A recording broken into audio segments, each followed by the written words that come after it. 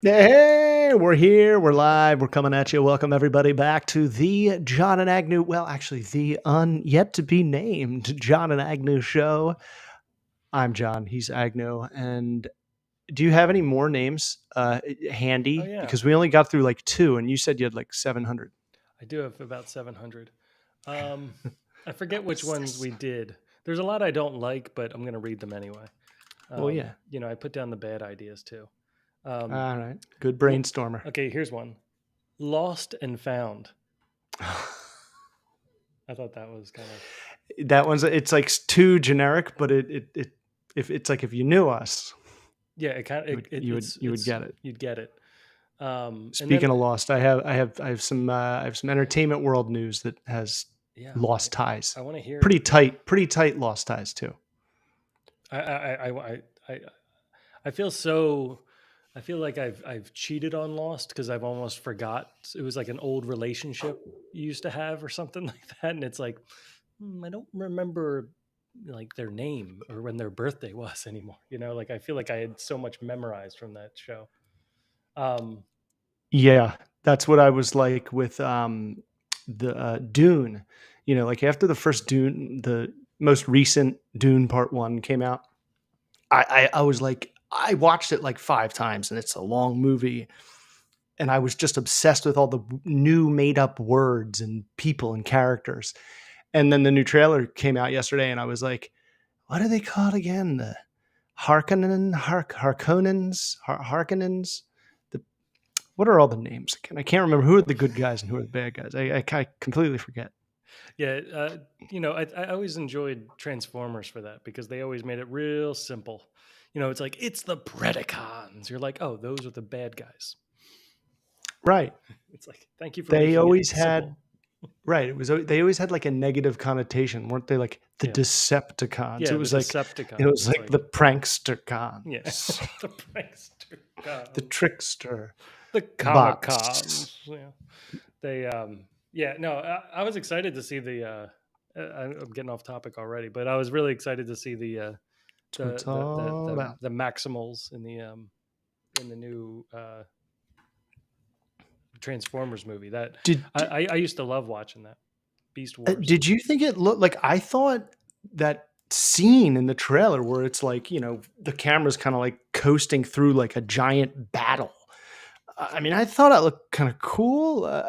There's this, some snobs out there picking it apart. I'm like, well, Well, it looks I think they cleaner. I can see simplified it. what's Yeah, going on. yeah. Like if you go to like that first movie, you had no idea what anything like they were transforming, and you couldn't even tell where their heads were or their faces were. You didn't. Yeah, They no tried to make face. they tried to like really focus on their eyes, but they made their eyes with like two weird like squinty things like on either side, and it was just, uh, I, you know, it just I wasn't didn't, right. it wasn't appeasing to the eye. Yeah, And I thought like, it was like, ooh, the technology's there, but they're doing it, Rick, it's too hard to see. Like we had Transformers that were toys. Like we yeah, could see every piece, every angle of it. And when they're fighting on screen and you can't tell who's winning, that's a yeah. problem. And it Well, and it seems like in this one they're kind of like, all right, let's just back up a little so everybody can see what the hell's going on. Well, I think they went back to kind of that Generation One type look, and I think one thing they needed to do was I think they were trying to be too realistic in the first ones. Mm. Like they were like they have to transform and everything has to go somewhere, and it's like no, you could probably trick us. You know, I You mean, could like hide a thing or two. Megatron used to turn into a gun that another like Starscream would hold, and we never really questioned it. Like physics broke in the midst of him transforming into a gun, and then he was just a handgun in the other guy's hand, but he's the same size as that guy. So Transformers never really based itself on real physics. I mean, they're Right. from a different planet, so why can't they just all of a sudden fit into whatever form they want? You know, it really Oh, just that's right. I didn't know they were aliens. yeah, they were Like I just aliens. thought they were here and some Well, mad scientist that made was them the all, and awesome then they escaped. And that was the awesome thing in Beast Wars because Beast Wars was like a future prequel. So they were in the far future. They were way after the Autobots and everything, but they went through some sort of time portal, in the first 5 seconds of the first episode, and then they landed on this world, and the world ends up being Earth. And at some point, they actually find like Optimus Prime and the Ark and everything buried in a mountain. Spoiler alert! It came out like 15 years ago. But it's like 65, that Adam Driver movie that's out now. Oh yeah. He thinks he's on a different planet, but it's just Earth 65 years ago, 65 million billion, whatever. Yeah, that's exactly Dinosaurs. what it was like. Just really bad. Yeah, even though they had dinosaurs with humans, which happened, but they had dinosaurs, and the beginnings of humans, and that while this war's going on. But it was pretty cool because Optimus is there, and Optimus is like really big, and they're smaller scale, and so the Megatron version in that one tries to kill Optimus to delete the line, basically prevent the future. So it becomes like this big insane episode. It was really like Beast Wars. There's a few episodes that are boring, and they just kind of is that go animated around in a circle. Yeah, it's like really bad CGI. It used to be on Saturday mornings with Reboot, like that blue guy who surfed is it around like on a chip in a computer. Is it from that era when everybody was trying to make like, I don't even know what to call them, like digital animation, I guess. It was like it was really it wasn't the soft cartoons that we grew up with. Everybody was kind of like digital, and there's like no texture. Looks worse. Yeah, there's no texture. Like it's just like if their teeth are in their mouth, their teeth are just like going with the mouth. Yeah. Yeah, they had like no movement, but it was like, okay, we know you'll get there. The storyline was there, right? And that's the point, right? Like you can have all the great visuals in the world, but unless you have a good storyline, I mean, it has a fantastic storyline. So now, if you have shitty graphics, you still enjoy the story, even in a movie. Like, is this live action or is it all animation? I mean, I think if the story's there, the animation doesn't matter unless the animation gets in the way of the story. I would say, like I think with a lot of the CGI nowadays, like we're kind of CGI'd out a little bit. I would say, I'd probably tear down almost every movie with CGI I could handle. Yeah, you know what it is, dude? It's like I've spent the last like 30 years seeing the CGI and letting myself pretend I don't, that I'm like, well, don't we all see it and we all just pretend? Like we all know there is no Avatar. Yeah, but I think there's a bar that keeps getting raised, and I think there's a, like if you go and watch Jurassic Park, the mixture of the practical with the CGI, you're mesmerized by it. Or they did a shot a certain way because they couldn't do it another way. Right. Spielberg's greatest skill. But what was that, 93? You know, and I mean, they probably had to use a football field of an office with computers running 24/7 to make it. But when I see that, I still think that looks better than Avatar. Because I think with the game technology, what they do is they kind of skip corners. They're like, we'll do it later. We'll do it later. Like, don't worry about it. Like, did we get the acting? We're gonna put some funny thing in the background. No one's gonna pay attention to what you said. Like, I feel like that's just what's going on. Like, there's too much thought of I can fix it.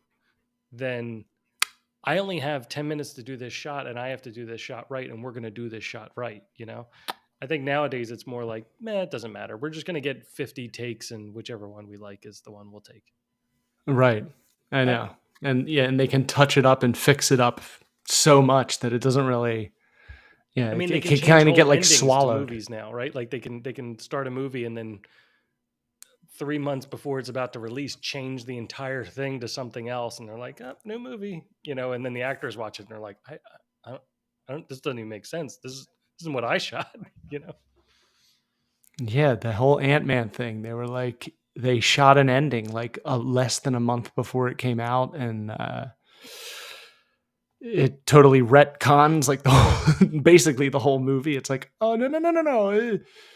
Ooh, he didn't win. Yeah, we got you. It was like the weirdest Marvel movie. What happened? What happened? I don't know. So I haven't seen Ant-Man, but you're not going to spoil it for me.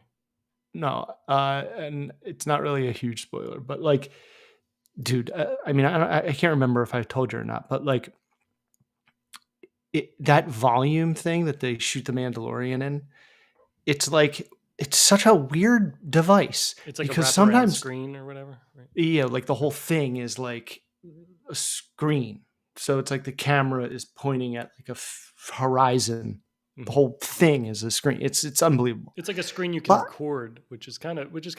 I mean, it's been around forever, but to make it believable is pretty tough. Like right, exactly. It's like they took the idea of the fake moving road behind them in the car. They took that and they made it oh, you chitty chitty bang bang, 360. chitty chitty bang bang, we love you. Hi, oh, Hi ho. But there are some scenes in Mandalorian season 3, especially when they're flying around, that it's unbelievable. It looks unbelievable. It looks so good. And then there's other times where I'm like, if this guy, I can tell if this guy like raised his elbow, he would like bump into somebody. Like they're all so they're all sitting like, in their places. Yeah, like don't fall to it. You can remember like when we used to shoot things and we'd have to set the camera. It's like you can go that far, and if you stumble further, you're not going to be on camera. yeah. That's like what it is in the volume. You're going to bump into the wall. But it's like, all right, now fight. It's like, Right. how? Like, yeah. Everyone's invincible. Everyone's invincible. Yeah, I guess that's like the downside of it. That and also, I mean, half the time, I think the actors don't know what they're looking at. Like they're like, all right, there's a CG monster like in front of you, and he's kind of weird looking. We haven't figured him out yet. I think he's got 2 eyes or maybe 4 eyes. I don't know, and he's gonna. That's why I'm He's such a gonna huge. touch you with a frog hand. And you're like, okay. That's why That's why I'm a huge. Not only because she's smoking hot, but Scarlett Johansson. They said she was the one like telling Chris Evans and Chris Hemsworth, like, okay, there's an alien here. Robert's going to be flying down like his Iron Man here. Hulk's here. I'm here. Like she knew what was going on. Like in the what are they called? Animatics, cinema animat, where they kind of like animate what's going to happen in the scene. Okay. Just so like the directors know where to like put everything. And she was like studying those. She would like watch that with what's his name? Feige. The perv, the guy who did Avengers 1. Yeah, obviously Feige, but like the Russo brothers, and then the guy who did the Justice League, Joss Whedon. It's getting hard. Is everybody a perv? Like, yeah, he like, dude, somebody in Hollywood who's a perv. We're gonna have to. He when he like did this Rolling Stone interview and like just dug a deeper hole. I think that's the only thing you do in a Rolling Stone interview.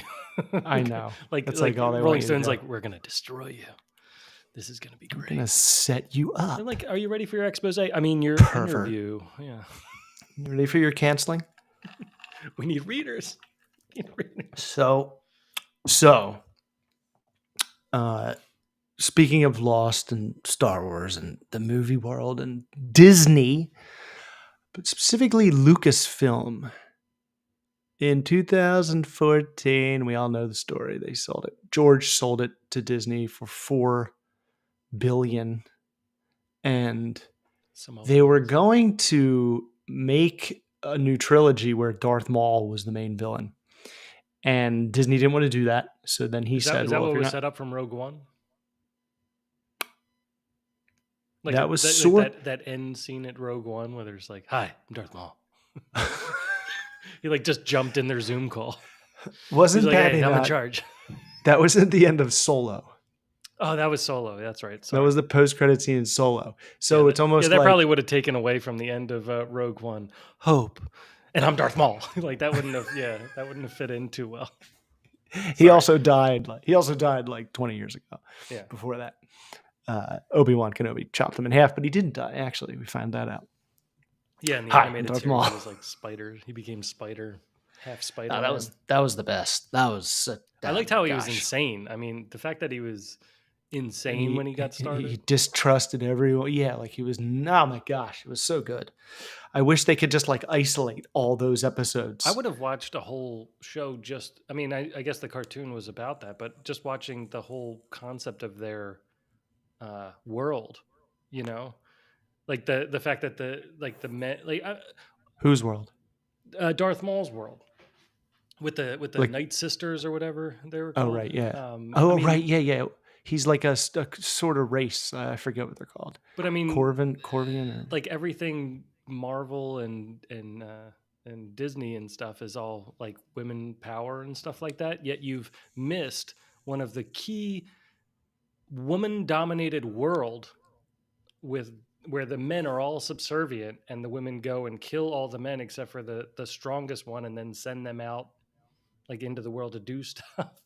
And who? Who's the women that? just like the Night Sisters or whatever they're called Oh right, right, run right. the world, and then the men who are all badass looking like Darth Maul with horns on their head and like are jacked with tattoos and all the like whatever they have, The worker like bees. yeah, they just treat them like slaves Right, and drones. and just like destroy them or use them for breeding or something like that and then throw them back in the pit.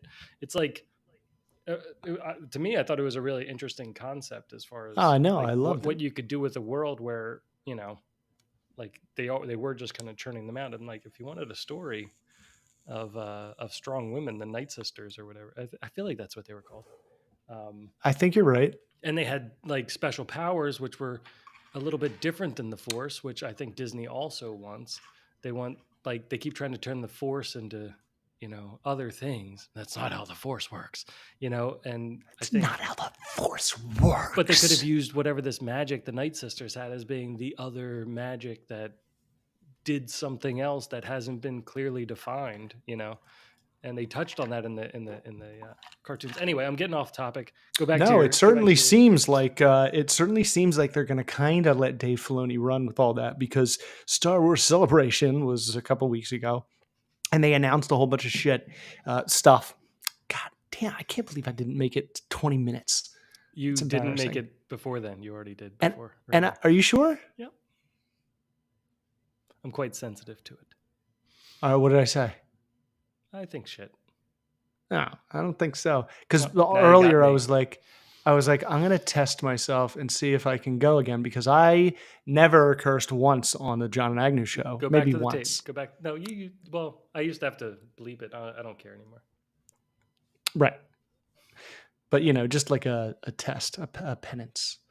Ah, All right. So 3 movies were announced. One is Daisy Ridley's coming back as Rey Skywalker.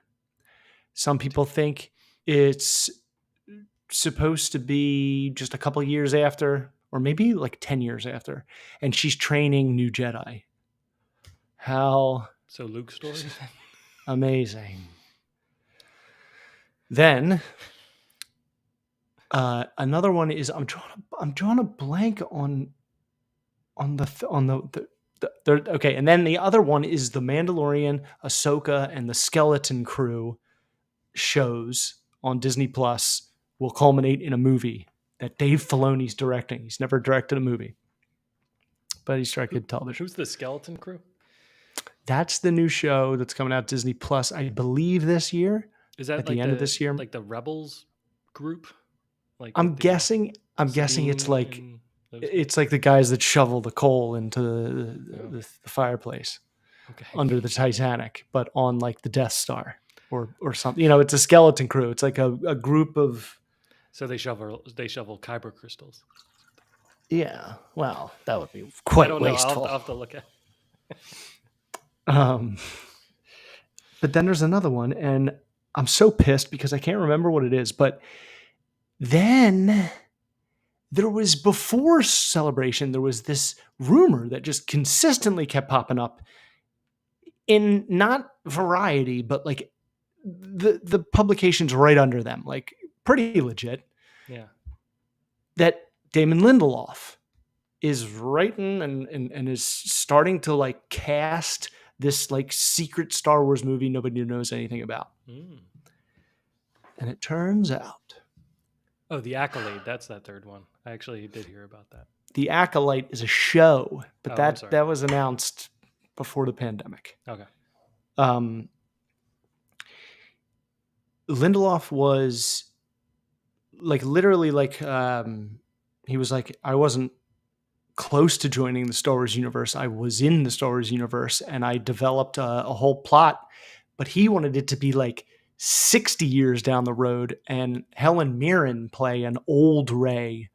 And I don't, that's all I knew. But I think that but it was like that was big, but also like Luke was in it a lot. Like Luke's Force Ghost is in it a lot. Hmm. And apparently, this Kathleen Kennedy, who has like hired and fired more directors for Star Wars projects, uh, like, I don't know, between 5 and 10 in the last 10 years. Yeah. Like, It's like the thing to do. It's like her thing. You're, It's you're like trying what to she's break a known for. record or something. Yeah, right. And she was like, yeah, it's great. You're going to write it. We're going to bring in, I can't remember the woman's name, but the woman who directed Ms. Marvel, she's going to direct it. She came in and was like, I don't like it, that it's old Rey. Like, I think it should be Daisy Ridley. And they were like, yeah, I think it's a good idea. And Damon Lindelof was like, well, I didn't write that story. And they were like, okay, well, we're going to write a new one and it's going to be Rey. So they were like, see you later. Oh, wait. So he was writing an old lady, but it wasn't Rey. And now they're saying, like, make it Rey. He was writing Rey as an old lady. So yeah. Helen Mirren he had in mind to play her, not Daisy Ridley. Okay. But it's still Rey. It's just Rey really old. Okay. And they were like, no, we want to bring Daisy Ridley back. And he was like, well, I didn't write it for her, for a young person. I wrote it for a really old person. And they were like, well, thanks, but we're going to do it. We're going to bring Daisy Ridley back and we'll get, I guess, someone else to write it. I don't know who's writing it. So is that going to be the Daisy Ridley movie, or is there going to be two now? Okay. No, they told Damon Lindelof, peace out. See you later. Thanks, but no thanks. I mean, honestly, we haven't even seen Daisy Ridley's arc yet. Like, there's been no arc for Rey. Like, she hasn't done. I mean, she's done stuff, but she hasn't. She's kind of been like Spider-Man, much except for finding out who her dad was. But she still didn't quite figure that out. It was kind of just like a sentence, and then she found out who her grandpa was. I just can't believe what they should do is that they should have a prequel of the sex scene. They should have a web-only short of the Emperor getting it on. Only Star Wars fans. Yeah, only. Yeah. Yeah, but I just think we only take Imperial credits. There's so many different directions you can go. But the fact that Disney's making these things, they're never really going to do anything risky unless it's an extreme exception like Deadpool. And that's not a risk. It's proven non-risk. I mean, Well, do they own Deadpool now? Like yes, now? And it's the only R-rated MCU thing. Yeah, they'll probably keep that at like a stick's length. They're like, all right, make us money, but stay over there. Don't come too close, Right. Yeah, like I don't think Tinkerbell is going to fly over the thing in the beginning of Deadpool. Over the Magic Kingdom. If anything, I hope they do. Like, I hope that it becomes like the joke that like he like grabs it and snaps her neck or something like that as it's happening, which they won't allow. But I know it's so silly. I'm like waiting for Disney to be like Vince McMahon and be like, all right, we're tired of insulting your intelligence. Parents, good luck. Figure it out. Yeah. I mean, like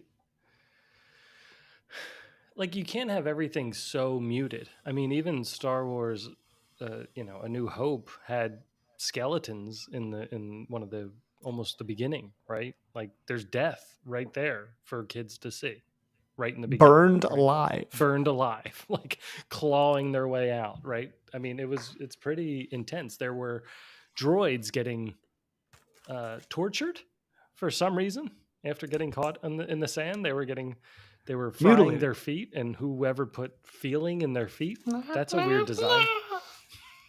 I know, what a stupid idea. Yeah, it doesn't really make any sense. But He tests the sand yeah, he to must be see if it's hot.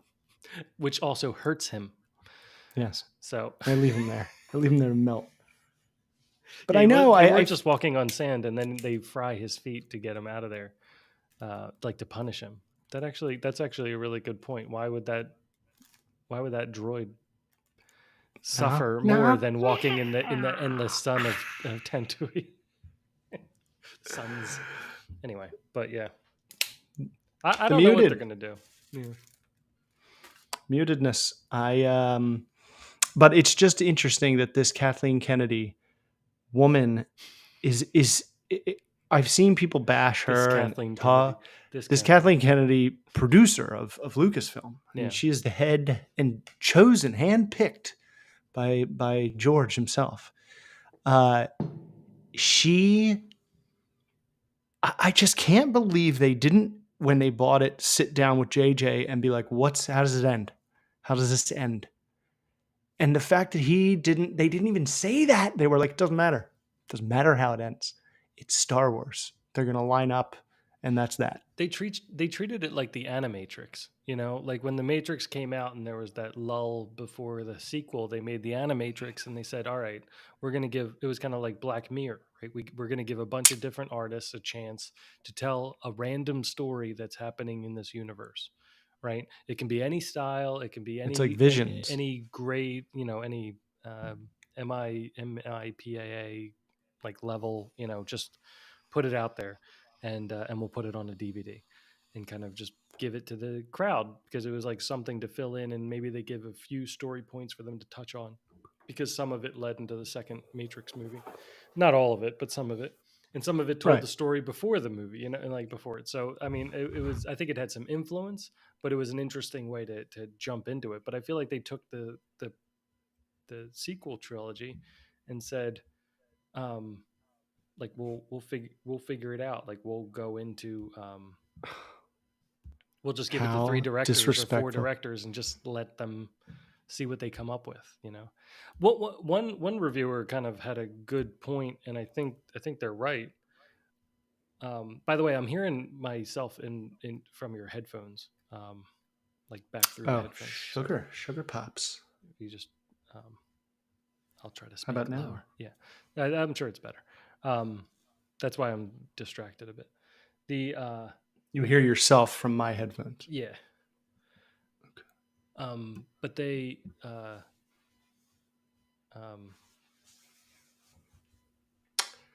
didn't know. They were like, "Oh, we'll figure it out." They were saying, "Oh yeah, sorry." They were saying that they figured out the movies based on what the feedback was from the fans. So they put the movie out and then heard all the feedback from the fans, and then they said, all right, like let's do the opposite of what the fans hated. And then they did it again, and then they did it again, right? Like, so if you look at, what's the middle movie called? I don't even remember. Like this Last Jedi. Last Jedi. And then it was Force Awakens, Last Jedi, and then Rise of Penis. And then Rise of worst title ever. Yeah. So like way to on the nose the shit out of the finale. Well, so it was like the first one was another curse. New Hope all over again, which is fine because we needed some sort of introduction. I think I still liked Force Awakens. I think it was kind of, I enjoyed it. It was kind of interesting as far as like the character of Rey and like the friendship with Finn and all the things going on seemed pretty interesting, and it was simple and it was fun, and it was like we were kind of away for a long time and we didn't know what to expect, and the fact that it ends on Luke, it was kind of exciting, like, oh, what's he gonna say? Like, I can't wait to see what he's gonna say. And I think the feedback from that was it was A New Hope. It was the same. They just did the same thing, cookie cutter. We could have predicted it. I could tell you the story, right? And now they're going to do Empire, and it's going to be the same thing, or so, like, and everybody was coming at them with that. So they come in with the second movie, and it's like, we'll do everything that they would not expect. So Luke will throw away his lightsaber. Luke will be like a loser, like all these random things are going to happen throughout the movie that have no purpose whatsoever. Snoke Yeah, dies. The Snoke main dies. villain, Yeah, useless. all your theories were useless because we killed him. And it's like, what? Finn is Finn is He's in a slippery bodysuit. Like, we'll put him in a slippery bodysuit. That'll be the rest of his arc. It was like Finn was in like an episode of Mandalorian, like episode 2. It's like just a dumb quest that was meaningless. Yeah. It's like you had him in the trailer with the lightsaber, you stiffs. Yeah, he was like a filler. Yeah, in the trailer it was like he's the stormtrooper that turns into a Jedi. Holy awesome! But also No, he instantly not gonna goes. do that. But like they take him, and it's like he wakes up from being a trooper, and realizes he doesn't want to kill, and then gets on a TIE fighter, and starts shooting all of these other adopted, brainwashed children. So it's like By murdering a whole bunch of we stormtroopers. got him.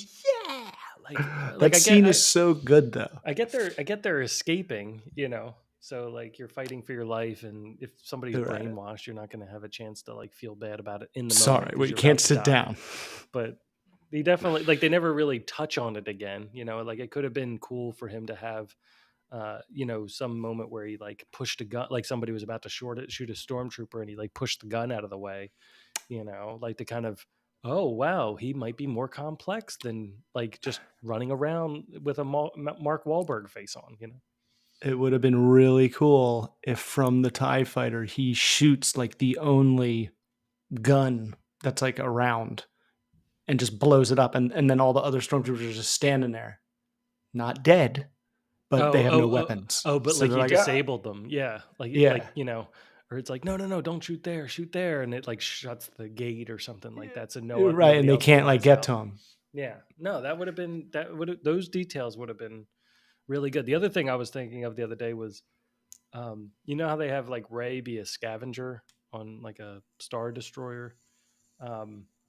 Pretty cool. I was thinking that what if at some point in the story they had her, be in one of the ships, and when they're like we got no way to get out of here, and she's like, actually, I bet I know where we could, go inside the ship to disable, something, because she knows like the schematics. She's been crawling around in these ships, like rappelling and doing all this stuff. You know what I mean? Like she could have been like, actually, like if this is designed the same way that the other ship was, like if we go down this railing here or something like that, we'll get to this point and we can break the conduit, or it could have been, a Johnson rod. I could have removed the Johnson rod. And all of a sudden, like the ship starts doing something weird, like twisting or something, like it could have been fun.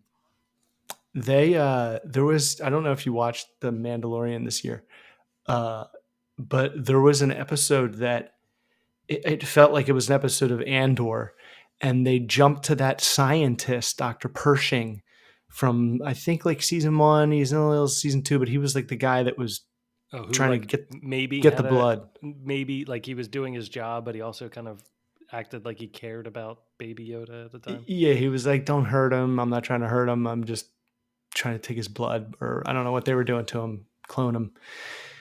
You spend a whole episode with him and this new job that he has now with the Republic, and he's like a good guy, and he's like, "I'm absolved," and it's so crazy.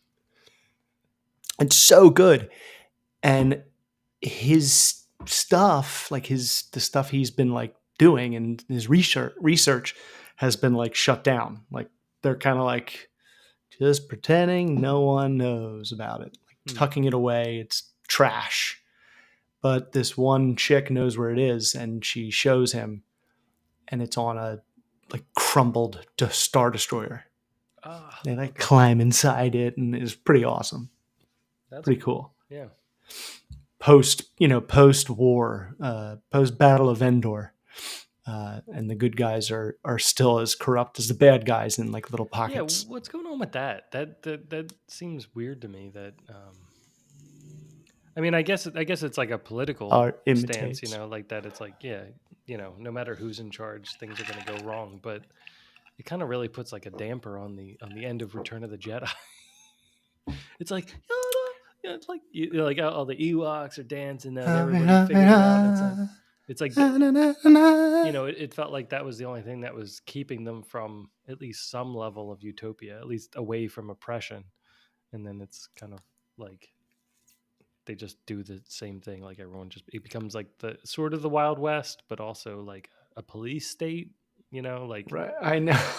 it seems like it just seems weird to me that like I understand that you could imagine it going that way, but it seems like a lot of the soldiers, that were, attacking the Death Star and things like that, it doesn't seem like they'd go instantly to become police officers. Right. Like it was like a ragtag bunch of people who just rebels. Like Wedge was there, right? Like he was just like a pilot on Tatooine. Wedge Like Antilles. he wasn't like a high level officer or something like that. No. And yet, like, what would he be? He just became a cop after that, and they just patrolled places and were like, "You have to join the New Republic." Like what? What are we doing? I know, and it's like, is Luke really just like gone, like training Jedi? He's not like overseeing everything, like him and Han Solo and Princess Leia. They're not like keeping an eye on everything because they did everything. Like, shouldn't they be in charge? Yeah, no, it feels like they broke up. Like they went home that night, like banged, and then they left, and then they broke up, and it was like they're in this episode, Agnew. They're in Coruscant, and they go to where there's only one part of the planet that isn't city. The whole planet is city, is covered in whatever cement, except for this rock in the middle that like you're not allowed to touch. Something's going on with that rock. I'm not sure what it is, but it was really different. I was kind of hoping that in the Obi-Wan Kenobi show, they had to go to Coruscant and he had to go into like the Jedi temple like it was a tomb. I would have thought that would have been really cool if he had to like walk through and like all the lights are off, like everything's like shut down. There's like still like blood and like broken lightsabers like on the ground or something like that.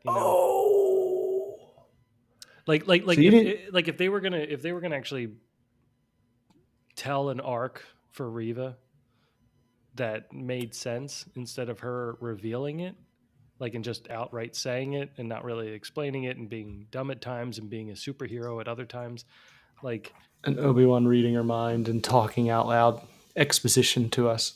Like it would have been. You know him, or you used to be a Jedi. You were there. You're a youngling. And you're a youngling. And what if they met like back then? Like, what if they confronted each other in the temple, like where everything happened?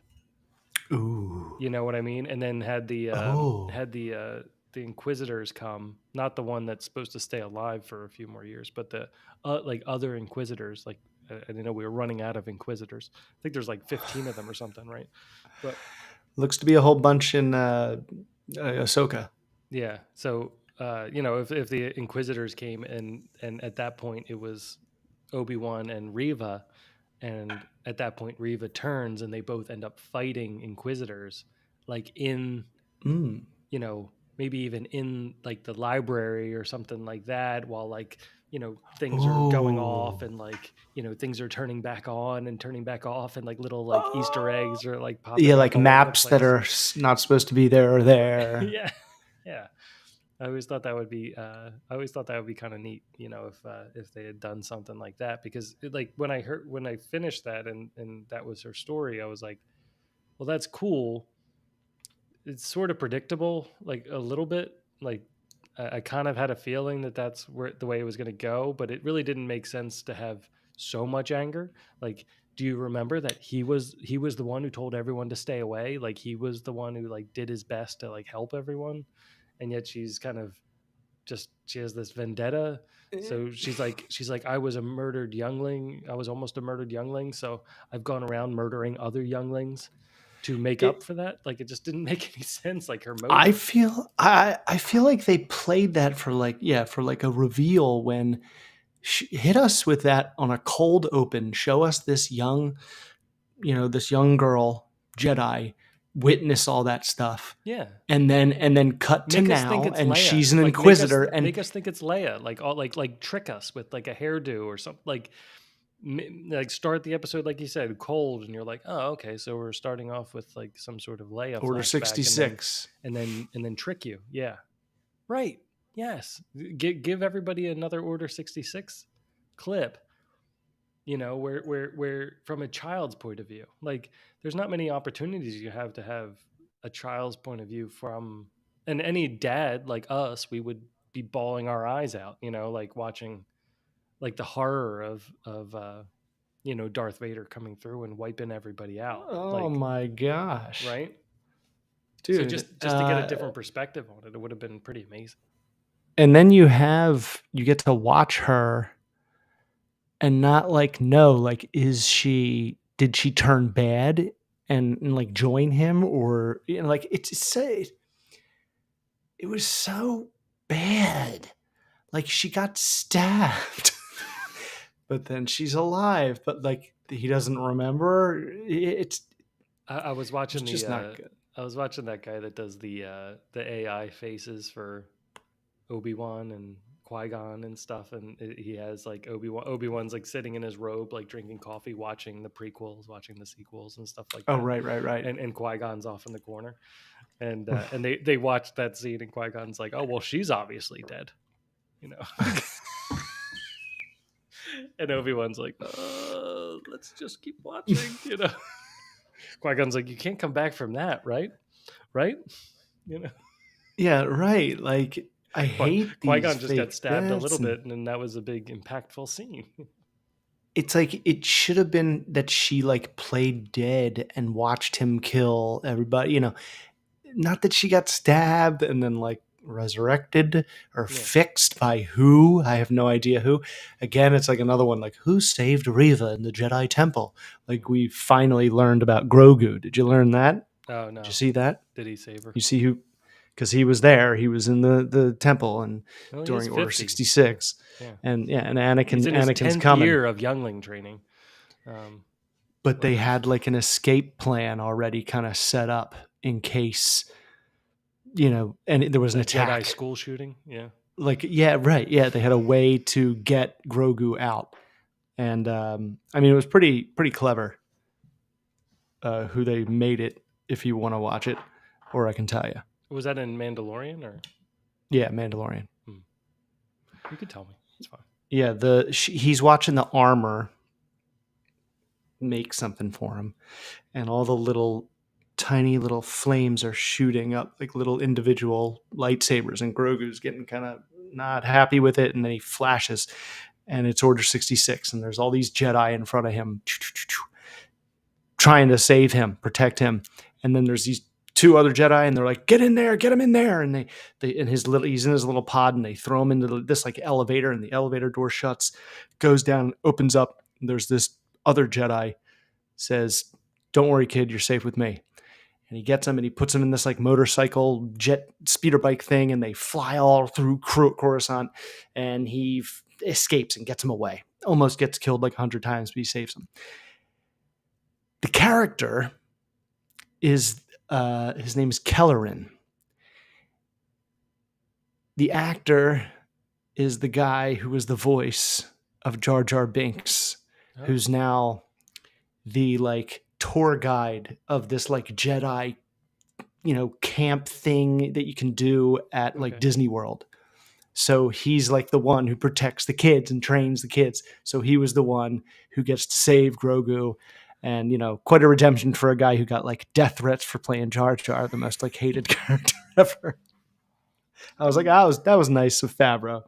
They still could have made Jar Jar a Darth, like, you know, a Sith. Like I think that they should have just made him a Sith and just screwed everybody over whoever hated Jar Jar. The thing, the frustrating thing about Jar Jar, like Jar Jar would have been like the usual suspects. Like if he was just like walking, and then all of a sudden he started walking straight, and he sat upright and spoke with a British accent, and you're like, I was gonna say if he was like, Misa not really talk like this. Me on the dark side, or you know, me on the Empire. his voice was the whole thing. It was like Yeah. if you changed his voice, he could have been good. C3PO was kind of like Jar Jar, like the comedic Right. guy Yeah. that's involved reluctantly. Anthony Daniels has like an amazing voice, like the most pleasant sounding voice. And Jar Jar was just so irritating. And it was like not a language. Well, he was more like a British butler, and then Jar Jar was more like this, like you knew he was slapstick, right? Yeah, he Because was like the guy his on the tongue couch. was going into everything, like he was fumbling. I mean, I think part of it was just like the lack of being able to animate a CGI character at the time too. I mean, like I think like his movements weren't very realistic, like and like whenever he would walk and like Ewan McGregor and them, like they couldn't really like look at him correctly, and his eyes were up here, so like they look at his nose a lot, but his eyes are like Right. up real high. It's so weird. I rewatched Phantom Menace, I don't know, maybe in the last year, and with closed caption. And I missed so much of what they were talking about when Jar Jar's on screen because I was always looking at him because he's just like in the way. Yeah. It was just in the way I mean, I in remember every getting way. so upset at him when he was like stealing food. Like he smelled food, and then he tried to eat it with his tongue, but it was tied to a rope. And then the guy was like, "Don't steal my food." And I'm like, what level of intelligence is he? Like, I can't figure out I- where he's at, right? Because it's like he's working with a wrench on a pod racer in one scene, and then he's also just trying to steal food that he obviously knows he can't take, in another scene. And it just seems so like up and down. And that's why it would be kind of interesting if, lo and behold, he was a Sith and he was just tricking everybody and he was just doing an act, Playing dumb. and he actually does have a lot of intelligence and he is like a mechanical engineer and things, all these things, would have been pretty interesting. That would have been. And he It also would've been became, good. remember, he also took Padme's spot in the Senate, right? Like, so he had a place of power as well. I think that was like a theory out there. It was like when they made him, it was like he was doing the same thing that Palpatine was doing, but like a step behind. It would have been cool if he was the backup plan. Like Oh, like right. Like if the Emperor got like, or if Palpatine got taken out, Palpatine got taken out, and then they Jar just Jar used would have Jar Jar. to He's turn like, Anakin. start the First Order. Oh, We're starting over with the First Order. Dun, dun, dun. It's crazy. They're doing that. They're like setting that up. Well, of course they are. I mean, like all they have to do is connect it to their own dot, though. Like they set this Of course. dot out there, and they're like, "All right, now we're going to explain everything." But it's like we haven't had 30 years to process this and think about it and wonder about it, right? Like it's only been like 5 years, and you're like, "We're going to tell you the backstory," and it's like, I don't really care. Like it didn't really make sense anyway. I don't even understand how like Hicks or whatever his name was got in charge, and Hux. yeah, like. How did he get in charge? Why is he in charge of everything? And why? And like, even if he infiltrated as well, like I'm the spy. But he also gets like stumped by a Zoom call. Like, oh, sorry, can't hear you. I hear you. Do you hear me? Yeah, like that's him. What? Like that so threw dumb. me. I was like, why are you like? I was like, wait a second. This is opening a can of worms because they never have communication problems. And when they do, it's like important for the story. It's like this, they're like they're that one guy really, like, they're like, really. remember the one guy who's like, he's like, we're in the middle of this battle, Lord Vader. Like we must, and he just like fades off, and you're like, what the hell happened to that guy? Like that's awesome. Like he was blow amazing. Up? And then he was like, motherfucker. And nobody says anything. Like, oh, where'd Phil go? like they don't like he just turned care. all red. Yeah, they don't care about anybody at all. His little hologram just dissolved, and they're like, well, I guess we're down to 2. I guess that Super Star Destroyer's going down now. But like for him to say, I hear you, do you hear me? That's like a saying that we say in real life. Right. Most of the dialogue from the sequel trilogy was stuff that we say in real life. Like it really didn't make It didn't really make much sense. And I think it kind of started with like the Solo movie. The Solo movie had a lot of that too, where they were saying things like we would say. And I get that it's the same language, but there's something about No, specifically. Finn said, Yeah, "Droid, please." He goes, "Droid, please." that's true. That's right out of hip hop. Yeah. It's not out of a galaxy far, far away from a long time ago. Yeah. It's that it's unfortunate, you know. I think those parts make you disconnect. And that opening scene of Last Jedi was just by far the worst. You're like, this is not. I just remember seeing it in the theater and going, like, this is not going to be good. Like they don't See, get the humor. Like that's not even if you want to put humor in it, it's like it has to be like Star Wars humor. It has to be like Jim Henson humor. It has to be like on a certain level where like it has it to, wasn't an asteroid dude. that hit us, you know. They did a prank call in Star Wars, and Harrison Ford destroys it because it's so quick and it's silly and it makes sense at the time. And then he just shoots the phone. Remember, he's like, "No, everything's fine, everything's cool. We're good here. How are you? How are you?" Boring conversation anyway. But that scene that scene I Look, think we're gonna have company. that scene works because like everything else is still the straight man, right? You know, like the guy on the other side is like that's not protocol, you know. So Right, like his little flub of trying to get through, you know, getting another 10 minutes or so like doesn't work, right? And right, that pushes the plot along. Like, all right, now they're coming. Now they have a right, reason to come down here, right? right. And even the fact, even his response is to shoot the walkie-talkie thing, like that, like, oh, the guy's like, oh well, I guess that's better than just being quiet. Right. Like he shoots it, but in the Last Jedi, that's not what happens. It's like the other side is played for the goof. Like if they had made the stormtrooper and the Han Solo discussion be the goofy thing, like, hey, is that you, Phil? Oh, that's great. Like you want to get lunch later? Like that would have broken it, right? And that's why it didn't work for this. Right. You Remember, know, he was stalling how did they even connect? Like I don't even understand how before. they called each other. Like that's the other thing. It's like I'm sorry, is there like a 1-900 like like first order like number you can call to get like it's not Star Trek. Like they're not hailing you. Like we've never seen a hailing happen. Like except for like when you're coming into port. You know, it's like, hey, will you send your security thing? Or like the Cloud City has the guys flying next to them, and it's like, you know, pull into your like. There would be like kind It's of like like a docking thing, but I don't think it would go to the bridge of you a know big hologram thing comes up. It's like incoming call from Poe Dameron, yeah, X-wing fighter 423, and then on screen.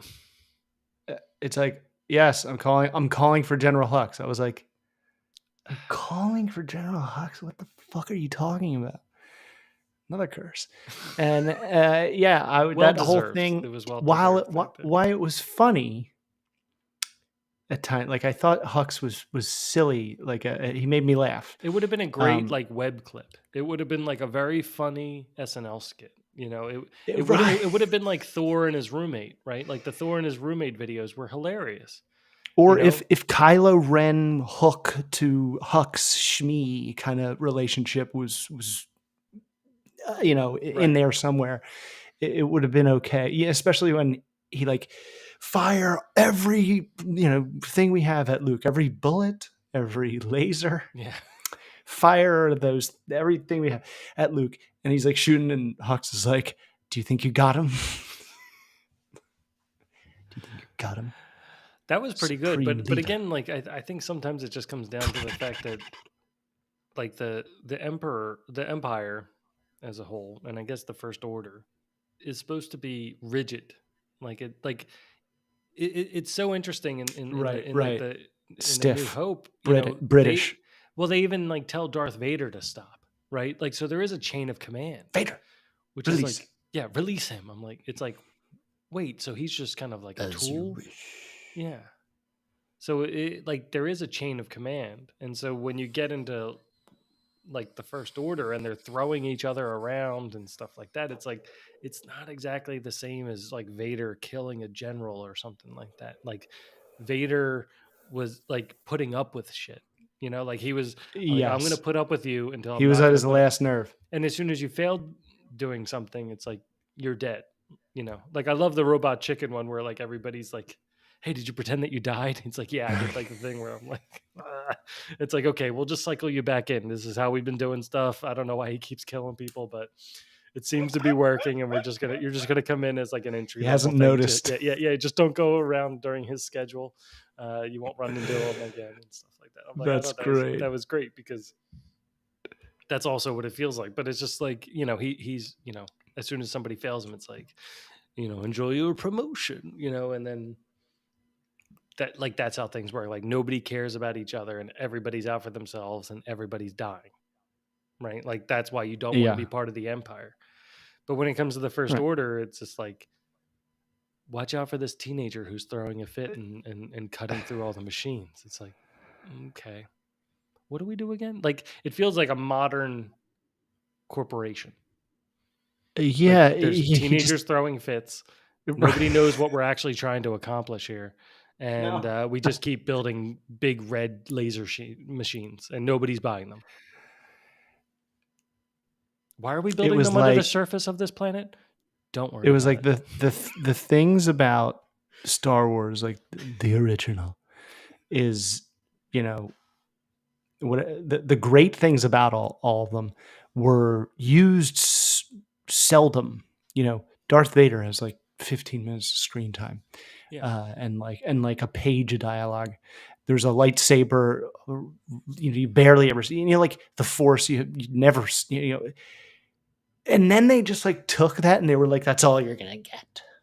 Yeah. Lightsabers and the Force, and you know, the bad guy talking a lot. Yeah, it wasn't that the Force was like everything. It was like a feeling. And that was kind of the point where you could feel like you could be a part of it. Like that was the part that made you live through the characters, you know? It You wasn't the use the fact that, Force when you walk in the grocery store. well, I mean, like he, you know, he's trying to make the shot on the Death Star, and other people had missed, and they had technology that would have made it, you know. And it's like use the Force, and you're like, okay, like I'm really hoping for you. And in that moment, you're actually like hoping for Luke, you know, in the, you know, in the moment where Darth Vader's choking somebody, you know, you're like, oh man, I don't want that to happen to me. And I don't really want to do that to somebody else, or maybe I do. Like, you know, you're kind of battling with the dark side and the light as well, you know. So you're like, yeah, if somebody Oh, pissed me off at work, I'd be like, you know, weird. I I never thought about that. That's a good point. It's like, gosh, the bad guy is so good, he pulls you to the dark side well, just I mean, it's also like as a fan. it's like thoughts that you could have of believing in yourself or being angry, and those becoming manifestations in the world, right? So you're angry enough, all of a sudden, like things start breaking. You like you want to throw things around the room or something like that, or you want to, you know, gently save somebody, or you know, do a backflip, you know, like whatever, Hmm. like whatever you could do with the Force. It was a way to kind of connect you with it. And once Right. I feel like once they started just going crazy with the Force powers, it's like, well, I'm not gonna be able to like super run off, like run at super speed, or jump to two levels higher. You know, like I feel like the prequels kind of started to break it, like Right. when Qui Gon and Obi Wan like shoot off Oh like yeah, the super fast speed running, and it's like what, Force running. you know. And I get it. It's like, you know, We'll Coke never see two, it again. right? Yeah, it's Coke two, right? But they Yeah. also do like flips where they like land really high, and Jump high. you know, Luke does that like once. I think there's still Mm. like some mystery when you look at like the Phantom Menace and stuff like that, where Qui Gon's kneeling and waiting patiently while Darth Maul's pacing, you know, and you can kind of Oh see like yeah. the disconnect between them, you know, like you're not sure if there's actually like hatred between them, or Qui Gon's coming to peace with the fact that he's going to die, or you know, what's going to happen with the boy? Like, is he looking to the future, or is he just calming down? Like, what would you do in that moment? You know, so there's like this anxiety that you feel, you know, like I don't know, I probably wouldn't like, or your Obi-Wan who's just like standing there like, get up, like what are you doing, like Yeah, get ready, yeah. like your lightsaber's not even on, you know. Right. Right. Maybe So brace yourself. yeah, you know, so I think those are kind of some of the points, and then like the Force ghosts were kind of like in a time of need, where like you're kind of frustrated, and you're at the end of your rope, and then the Force ghost comes to you, and honestly, like I always felt that I wasn't sure if the Force ghost was real or the Force ghost was something that was just in his imagination. I feel Hmm. like they were kind of like in some of the scenes it kind of got cemented a bit more, but like at the beginning of Empire, it's like I don't know if he's just seeing a vision from just getting his head whooped, Oh, like right, right. you like I mean it's very specific instructions. You will go to Dagobah. It was also neat You will because train with Yoda. Like in that scene too, Han uses the lightsaber, so it's not like some thing that doesn't work for somebody who's not a Jedi or a Sith. Right, right. That was like Superman's cape. Yeah, It was like he doesn't need the cape to fly. You don't need to be a Jedi to turn on a lightsaber. It's done. yeah, it's a button. The argument is done. And that was cool that he wasn't even worried to use it. It was just like another tool. So Right. Yeah, I love that part. I don't know. keep you warm. I thought they smelled bad. Oh, So many good lines. Like it's Echo 2. Yeah. No, wait. Captain Solo. This is Rogue 2. It's so funny. It's like they called that. It's like they picked Rogue One because that scene. Like I remember my brother and I used to just always say, "This is Rogue 2. Do you copy? This is Rogue 2. Nice of you guys to stop by. Good morning." It was. I found them. Repeat. I found them. I found them. It's like weren't you the one that he told to go to hell? And I'll see you in hell. Yeah. Oh yeah. Right. He's like, Die you're before gonna you get to die. the You're first marker. the Tom. I'll see you in hell. What? Just looking out for you. You're like the Like, leader. You're like why the you don't have to boss. be so mean? Like, General. I was just giving you a clue that it's like minus 50 out there, man. You have like a bandana over your mouth. Like you're gonna die. There's abominable snowmen. Just warning you, like we can go out in the morning. Yeah. Oh my gosh. The other thing I wonder is like, why didn't the lightsaber itself have heat? Like, I always get confused as to the powers of the lightsaber, and I think it started when Qui-Gon started melting the door. When Qui-Gon melted the door, that kind of broke a few things for me. Maybe Because the handle is, Beskar or I don't know. no, it's not. It's not that like the Adamantium. handle doesn't melt. Like I get like that the Vibranium. lightsaber starts here and goes here, but he melts the door. Like he pushes into it and it like starts like becoming molten. And the sparks. Right. So in the scene where Han is trying to keep him warm, when you just turn the lightsaber on, the lightsaber would be like nice and toasty. Oh yeah, right. Just shove the lightsaber inside the. Yeah, just like cut yourself like a little the house, tauntaun. and yeah, and because it also like cauterizes, right? Like whenever we see Right. somebody like get hit with it, it's like sealed. That's Darth Maul. No blood, Right. Yeah, Darth Maul like sealed. That's how he survives. That works out, All right, I got my heart, brain, liver, lower intestines, bladder, penis. Okay. That was a really. I really lucked out direct that the penis chop. is on my neck. Yeah. That it's this fourth horn on my head. I mean, really lucked out.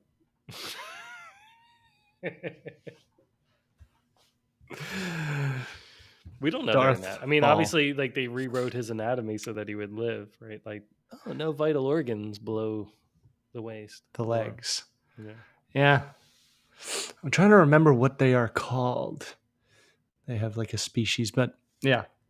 That would be an interesting show, though. I think watching like that planet's story, like a small story on that planet, would be really interesting. And I don't think a lot of people watch the cartoons, so I think that would be kind of a good one. I gotta look up what the third star is. Any more names?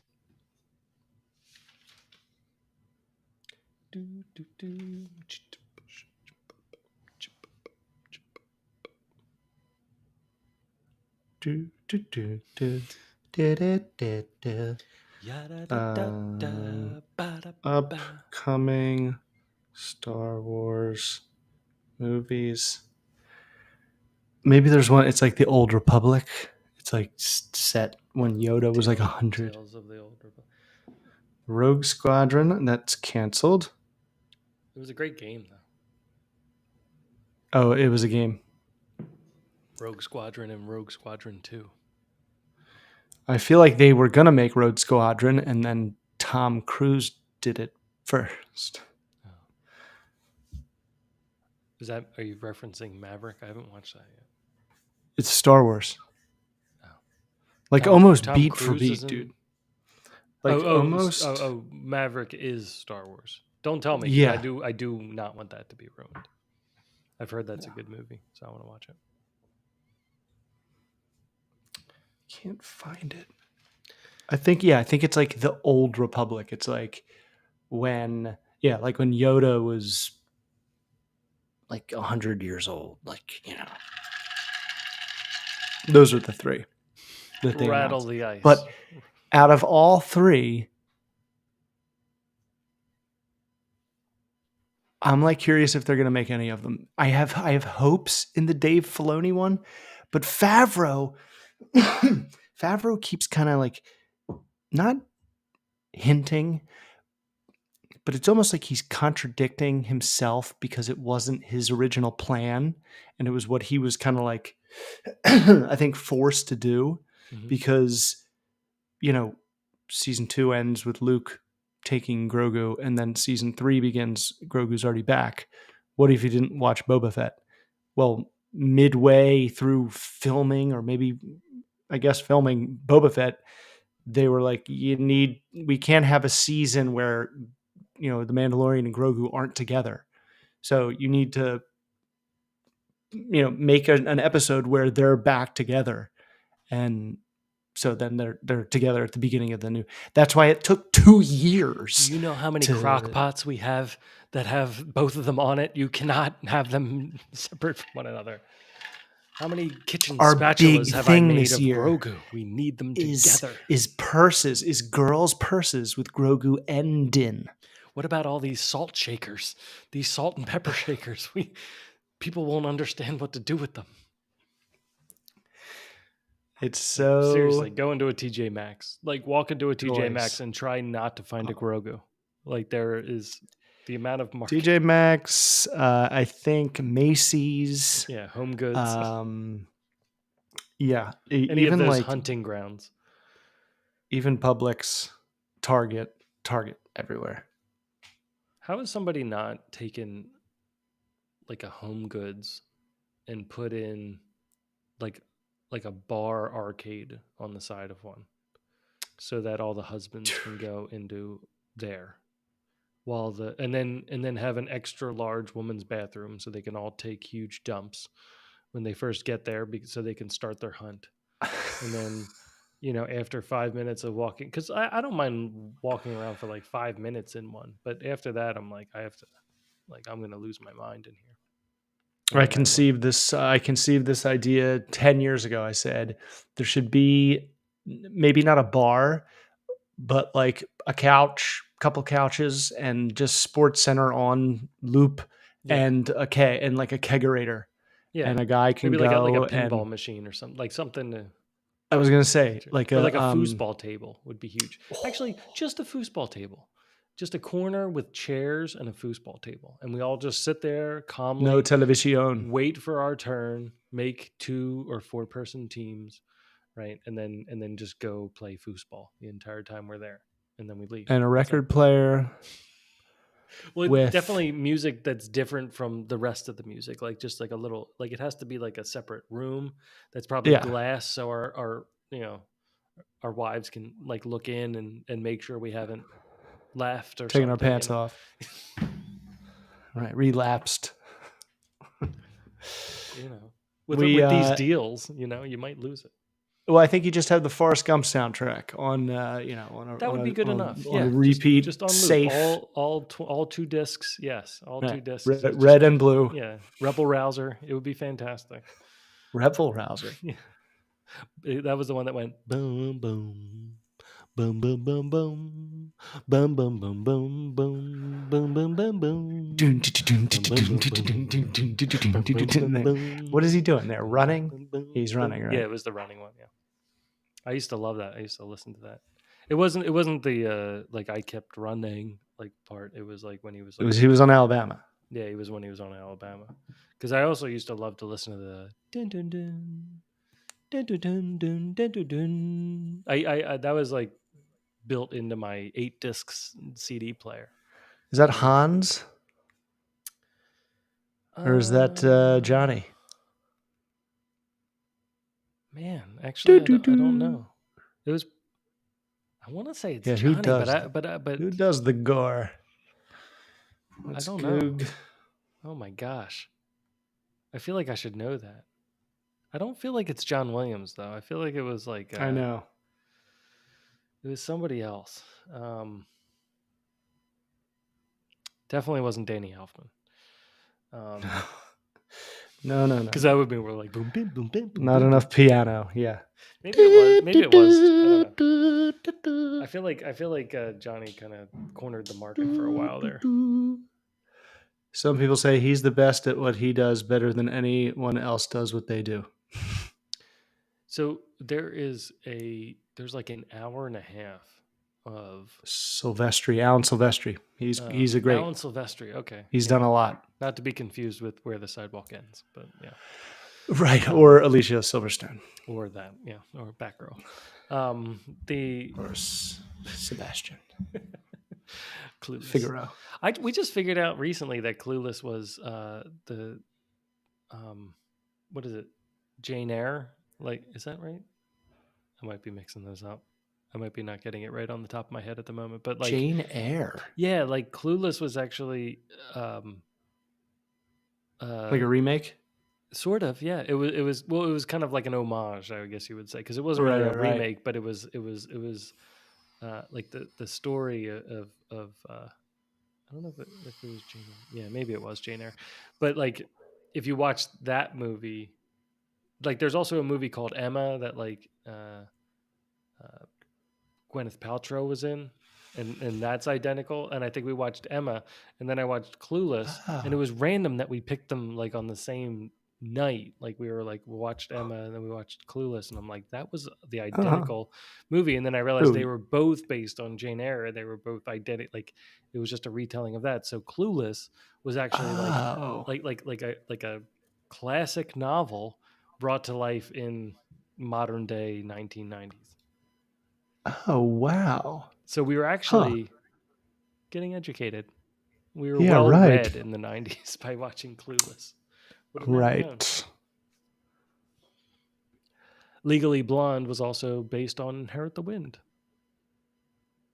It's not true at all. Well, that's not true at all. I'm a fan of any courtroom drama.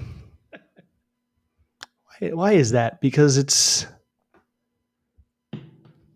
so detailed. It's like different every time. You know, there's never like a repeat. There's never like, oh, I've seen this. Well, I mean, there is, but there can be so many different. It's like endless. It's like why the SVU was. Do you ever go to like jury duty? Outlive us. Never. No, you've never been picked for a jury. Never even offered. I've had 2. Well, you have to get called in, right? Isn't there like a government? Yeah, it happens in the reverse order. Picked, then offered. No, nothing. Not even a sniff. I've gone on 2 juries, and both were really rough. And oh man, I would be so. I don't know. I can never tell. I just think everybody. I don't know. It's like sometimes you think you can tell when people are lying. But well, when you're on the jury, it's almost like, all right, now we're going to give you 10 people, and you have to kind of fit it together based on these 10 people. And like some of them are cops, and like some of them are like a friend of the person. So they kind of like start with like maybe the victim, and then they work their way down to like somebody else that was like at the house that night, and then You go down another notch down to like the police officer that was there that reported like What, like first. who they interrogate? Yeah. Yeah. Right. Yeah. And then the other thing is that like a lot of the people that are testifying, it's like the thing happened like 6 months ago. And Right. so they've also And they're like, trying to trip them up on like timelines. It's like, I don't know. I well, wasn't looking at the clock. they also gave them like testimony, right? Like, so they all had to like write out their testimony and stuff. So some of it's kind of like memorized as well. As to match. So it's really tough. It's really tough. But I love being on a jury. Like I love it. I love like the strict rules of it. You know, like Oh, I bet. I love like the disregard. Oh, like, oh my gosh, like because it always That's happens. probably why I haven't been given an offer. Oh my They gosh, already yeah. know. They already know. No, I would because suck. a lawyer will be like, oh, just like He's the not time paying that you lied attention. that one time, and then it'll be like, oh, like everyone will be like, oh, and the judge will be like, disregard, and I'm like, disregard, and I'll actually delete it from my brain. It was for good. But it's funny because then you get in the jury and it's like, you know, it's a mishmash of people and. Oh my God, 12 Angry Men. That's why it's such a It classic. is. It's a lot like that, and sometimes you have to kind of describe it. You know, the people that have been through jury duty and the people that haven't been through jury duty kind of have to explain it to the people that are experiencing it for the first time, because the hardest thing to come to grips with is the innocent until proven guilty. Because people come in and they're like, "Well, this guy's on Right. trial for this, so he must be guilty." Already Like, look at good. his shirt, and I'm like, you can't judge this person based on their shirt. Like we have to go off the evidence that they've given us, and if they don't do a good enough job, we don't convict. And you know, and they're like, yeah, but like, what if we're wrong? And I'm like, yeah, what if we're wrong? That sucks. Right. It sucks either way. I definitely think there should be like counseling immediately following. Like if you get picked for a jury and you're like, you give a verdict, like you guys make it to the end and give a verdict, I think there should be Oh my counseling God. afterwards. Yeah. Because you come out the other end and they're like, all right, thanks, bye, and you're like, You well, decided someone's fate. like what happened, like Yeah. whether you find them innocent, why you find them guilty, like both ways are terrible. Like the only thing that happened the one time was like we found somebody guilty and like the judge came in later and was like, you did the right thing, and we were like, Ooh. cool, like thanks. Right. But the next time we found somebody not guilty, nobody said anything to us. Not that it wasn't the same judge or anything, you know. So like those things are super stressful. Dude, wait, so you've been on 2 juries. You've seen trials from beginning to end. Because I watched every minute of the Johnny Depp thing, and it was so interesting how he just outperformed everyone. Like he kind of like shifted the pace of the lawyer. Like the lawyer could not get him into a rhythm. He spoke real slow. It was crazy. But the whole process was unbelievable. All the different people that they interviewed. And it was like, oh, well, Amber's lying. By the end, it was like all these other people are saying the same thing. And she's saying the opposite. So either they're all lying or she is. I think that one was a bit more like I enjoyed watching that because that was kind of like, if you think that, it's kind of like what Jim Carrey always said, right? Like if you think that gaining fame is going to be the thing that makes you happy, you're wrong. Right. Like it won't, right? So no, not that I would wish anything bad against Johnny Depp or his life or anything like that, but you could look at Johnny Depp and be like, wow, what like an ideal life. And it's like, after watching them fight and their home videos and stuff like that, like, yeah, like she was probably horrible, but also he was like pretty drunk in a few scenes, and it's like, it doesn't seem like somebody that's like happy would be like that inebriated, like, dude, he married a girl who was like 20 years goblet. younger than him. It's like, how a mega pint. It's like how, I don't know, with an age difference like that, it's just like going to be really tough to stick it. That's the other thing. Like, who keep are you going to going trust? on the same path? Like who are you going to meet that you're going to trust? That isn't somebody that's trying to jump like from a higher diving board off of your career. Right. It's like, hey, like get me in front of TMZ. Like, hey, get me in front of like all these magazines, and I'm gonna wear an amazing gown. Like, it would just be exhausting. It's like, I'm so glad. I'm so You got her glad. into Aquaman. I'm so glad we met our wives uh, before we're rich and famous, because it's I really important. know. Now we'll know. Now we know. It's so funny. Heather like knows I hate my car, but I'm like just too. I don't know. I'm just like What car do you have f- now? You had like the to, truck, and then you had like the old Lexus. Was it like had an the older Lexus, Lexus? then had the truck, then traded the truck in for a new Corolla. But it's 2015, so it's like go creeping up to 100,000, Yeah. and it sucks getting into it because it's so low to the ground, Mm. and my back is a pile of trash. And Heather's like, my mom wants to get rid of her car. We could sell your car and use that for the payment. I was like, my car's worth nothing. It's like almost worth 100,000. It's almost at 100,000 miles. I mean, I don't it's know. got a Used huge cars are dent. going like used cars are going pretty well right now. So Well, luckily, Heather, of course, knows someone who works somewhere in cars, and I don't need to be involved because you know me, I have like post traumatic stress when it comes to the car industry. I crap. would rather I would rather learn how to ride a horse. Yeah. So, and Heather's like, my mom wants to get rid of her. She has an Atlas, but that's what I don't Heather even know what has. brand that is. What's an Atlas? It's Das Auto. It's a V Dub. Oh, But then she was like, I was also thinking, those are pretty big, right? yeah. She was like, I was They're pretty thinking big. CRV or Highlander. And I was like, whatever makes financial sense, Yeah. put me in it. Put me in it. I mean, we have a CRV. We have a 2014 CRV, and that's our only car. And that Yeah. is I've liked it. Like it probably would have been fine, except for a drunk driver like hit it years ago while it was parked on the street. Some some Karen from the suburbs was drunk with her friends and like ran into it, and then you know they the police came and told me that the car was hit, and then later on I got the call from um, the lady who hit me or something, and she's like, "Oh yeah, I was adjusting my shoe." She was like, "I was adjusting my shoe at the time, like my shoe had fallen off, my stiletto or something fell off my foot, and I lost control for the moment." And I'm like, "And you proceeded to drive home for an hour and a half without like thinking to leave like a note, like after you She's like, I was crumpled, tying my like hands you behind my crumpled my back. car, like it was almost totaled." And Oh, are you serious? yeah, like it was like a brand new car basically.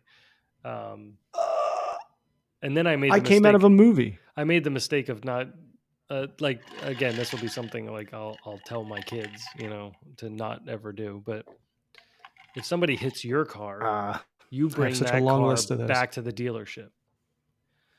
Like it Oh, doesn't yeah. matter how far away the dealership is, like because they're Mm-mm. paying for it. So Right. you bring it back to the dealership, you get OEM parts, you get it basically made into a new car at the highest price possible.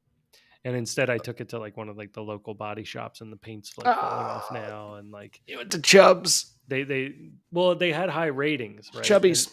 the problem was they had high ratings, and then they when I finished work with them, um they were they like took weird things off the car. Like they took our like mirror, because like Ruby was like little baby at the time. They took our like little mirror that you would look at the rear facing car seat with. I'm like, Yeah. Where's the mirror from like the back seat? They're like, oh, there was a mirror. I'm like, yeah, there was a mirror. And they're like, yeah, there wasn't a mirror. And I'm like, okay, well, where's my antenna that's on the roof? Like, there's no antenna on my roof right now. They're like, yeah, you didn't come in with an antenna. I'm like, oh my gosh, like, what do you do? Like? It was like the South Philly shakedown, and See, I hate it. It's like they're like pirates, that industry. I just don't they write their own rules, and they're and all kind of like underpaid, and they're all like broken back, and they're all like didn't go to college, and they're all like this is their whole I don't know if world. they all And are. I know it's of course not all. there's I'm there, being there, extreme. well, you'll find the guy who's like, I'm gonna make it. I'm gonna do it right. It's gonna take forever, but I'm gonna do it right. And then you're like, okay. But these guys were. I found out their thing was after you're done, they ask you to write a 5-star review, and if you don't write if there's anything wrong with the car, they say call us. Don't write a review. So it's like, well, Hmm. you lost like these 3 things in my car, and like all these things happened, and I didn't get it back. And when I got it back, like you didn't like really, the paint doesn't look right in this one spot. And they're like, great, write the 5-star review. So when I went online to find them, like through my insurance like had a list and ratings, and I was like, oh, these I must be able to trust these ratings, and I read them, and I'm like, these guys are 5 stars, but they're 5 stars Uh, because they play the game to get the 5 stars, and then it's just like they just fill in the gaps it's afterwards. like So the companies that like pay to get yeah, like best company to work for in South Boynton Beach, Florida. yeah, That's on the east side of the 95. exactly. It's like you paid to get that. So these guys just need So to, fake. so yeah, if somebody ever hits your car, take it to your dealership that you bought the car at, send it back there, make them pay the whole price. Yeah, Anyway, somebody did hit me. I forget what we were talking about, but that lady hit my car. Somebody Anyway, hit me. I like No, the but, CRV no, but you because were jury. the CRV is pretty good for Oh yeah, like cars. putting the back down, and I think it has the most space. We bought it because it was like the length of it was shortest. So for parallel parking in the city, especially where we used to live, that neighborhood was like impossible to park in. So, we looked Ah, at like the Mazda CX-5 and the Volkswagen, the middle one, not that one, the Passat or whatever. Not the Passat. I don't think it had a name at the the time, but Tiguan. Tiguan, yeah. But the Honda guy was very confident. He was like, here's the CRV. And we're like, well, we're going to Hmm. go around and look at other places. He's like, great, I'm here till He's 11. like, "You'll be back. Yeah, that's basically I'll what he see was you. like. Yeah, he's like, I'll see you. I'll I'm see like, you later." everyone comes back and buys this. So, and he was right. It was like the best deal. Actually, the Toyota dealership that you would know that I would go to, Ugh. ignored me the whole time I was there. I was like, See, can I look no at this? And soul. they didn't bother to come over. I'm like, I really, Scum of the earth. yeah, they're Nah, some really good guys, but back in the day, back in the good old days. scrappers, scavengers.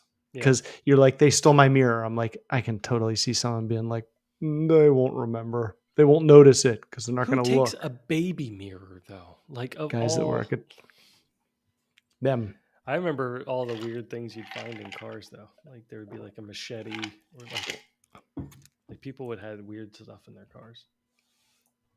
You learn more about Yeah, I people remember washing their cars. sometimes than you. people they'd like, not, I guess they would trade in their car, and then that car would just go to this like lot and people could bid on them, but like everything inside them we were supposed to throw out. You're supposed to like almost gut them and clean them and make Right. them as clean as possible. And I feel like there had to have been some really crazy, like I remember one time there were like box cutters. The guy had box cutters under in the seat cushions. Like he had slit a hole and put a whole bunch of box cutters under the passenger seat cushion. He kept pulling them out, pulling them out. So Oh, strange. like more than one. Like 15.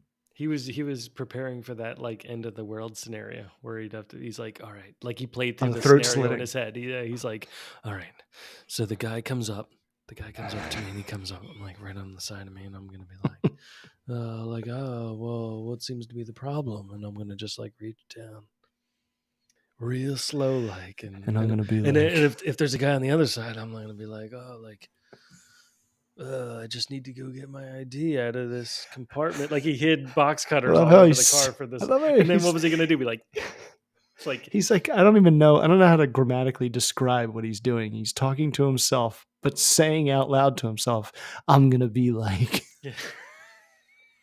I don't know what tense that is.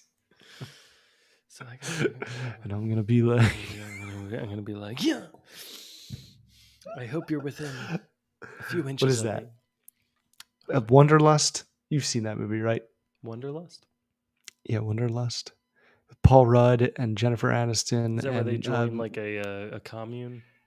yeah, and he's talking to himself in the mirror, and there's like a really hilarious outtake where Paul Rudd just Oh, keeps going. Oh my god!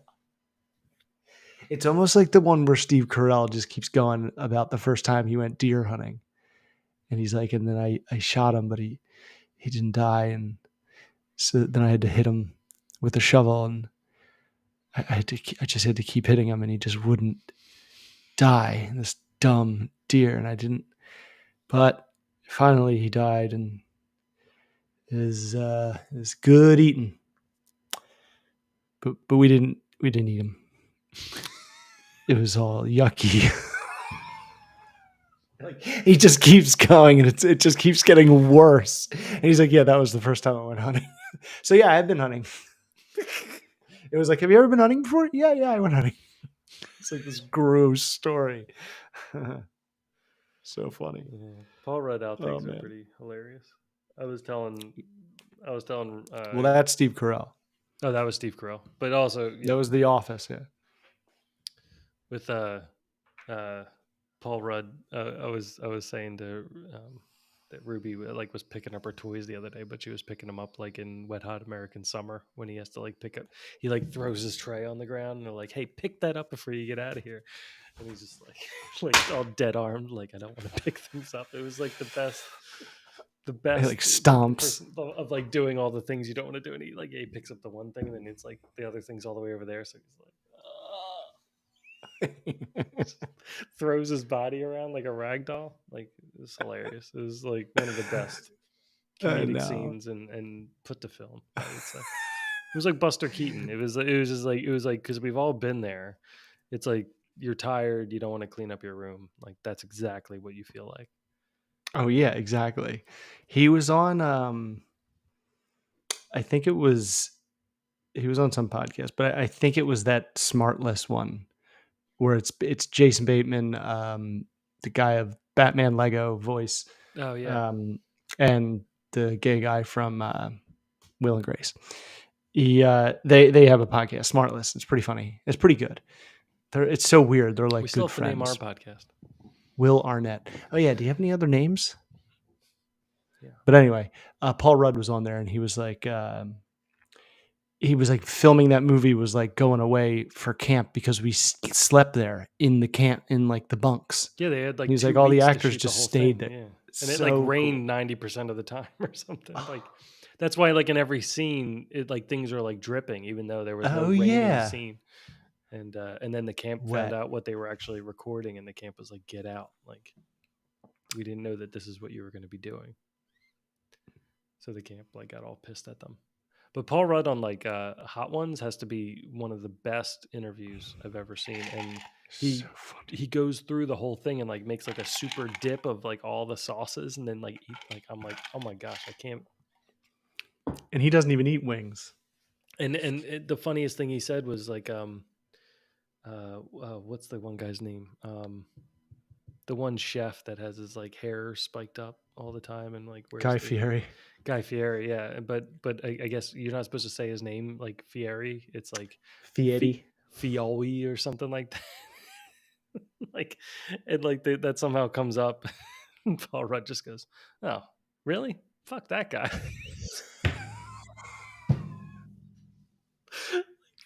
for giving you shit for mispronouncing his name. Oh my gosh, it was so funny. There was one of those like variety Zoom interviews where it's like actors on actors, where like, and it's Paul Rudd and Chris Evans, and at one point Paul Rudd just like brings up his hand and he has like the Infinity Gauntlet like toy, and he's like, "Go on, Chris." Keep going. So good. All right, so I feel like I just want to ram through all these. Like, I think it's kind of a cool extended, almost never-ending. So I said lost segment. and found. Then then I had grown ass men. Then Chris Rock. Then I played off that as grown ass fathers. And then I played off that and I said father knows best, thinking that maybe we would have some sort of like fatherly advice. Or just, stories of being fathers. And then I had how to father, and then how to be a dad were the next two.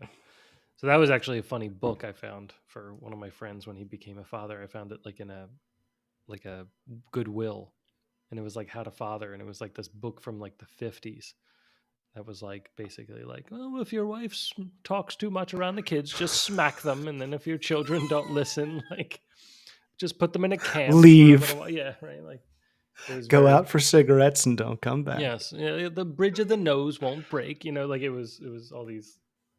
It was a The very weird belt book. the belt holds your pants up and it will Yeah. build your son's Yeah. character. A sack of oranges will never bruise. Across his calves. A sack of oranges. Oh God. That's gross. That's like a huge punch. I think that was actually a thing. Like you won't get a bruise. All right. Do you want me to Weird. stop there? One of the ones I wanted to go over with you this time was and I thought of this. And I don't really like this one too much, but I wanted to bring it up. Was East Coast Video. So instead of like West Coast Video, which is like a place that we frequented a Ooh. lot, there's East Coast Video Uh-huh. because we're both on the East Coast. That was the other thing. Right. And I was trying to East think. Coast Video. You worked at Hollywood Video, right? Did you work at Hollywood Video, or did you not? Like I had this faint memory of waiting outside of a Hollywood. I interviewed there. I think I came when with they you to like that just interview. opened. Yeah, I think. And I couldn't stop staring at the guy's teeth because they looked like rotted corn, and I just could not. And it was like his two front teeth, dude. I swear, it was like one was gone and one was like half and yellow, and like the a whole dead time I tooth. just kept. I felt like it was a test. It was like anyone who stares at my teeth will not get the job. It would be an amazing interview tactic, like have like false teeth put in and just be like, or a mole. Can this person be a mole? Can this person focus? Yeah, I know. Yeah, that would be funny. I don't know. I still like We're New Here, and Elevator Fart. I still like that. I don't want it to be Elevator Fart, but I know that's a great one. Elevator, It's like a great one for somebody, Or like, what about Elevator? Something invisible poop. I think Elevator invisible excrement. I think the problem. Dress it up. Dress it up. There's no wrong answers. Invisible elevator excrement. Put it at the end. Yeah, you'll wonder. Like you'll have to click. Like there's a part where some of the names, as I go through them, I'm like, well, they kind of imply something that we wouldn't ever do. Like it's things that we've done or things that we've said, but it doesn't end up being something that like we'd have a podcast about. Right. So it's like we have one. Like I have. Yeah, like We're New Here. It's like, well, we're not at all. But we're not new here. We're not. And that one's kind of generic enough. Like, so I do understand why that one would still be like in the top, Mm-hmm. Like I had another one like and I thought of it. I had another one like I thought of it too. Yeah. Like you did too. The driving around was one because that's what you used to have to do all the time. But that was all there was to do. But then that sounds like we're phones. doing like a driving show, like we're having like hot rods or something, or we're discussing cars, something with right? Like NASCAR, right? Mm-hmm. Kind of makes it weird. There was another one I thought was cereal for dinner. Ooh, I love that one. Spaghetti for breakfast, or breakfast for dinner would be kind of a good one because that one's got to be out there. We used to have breakfast, lunch, dinner, right?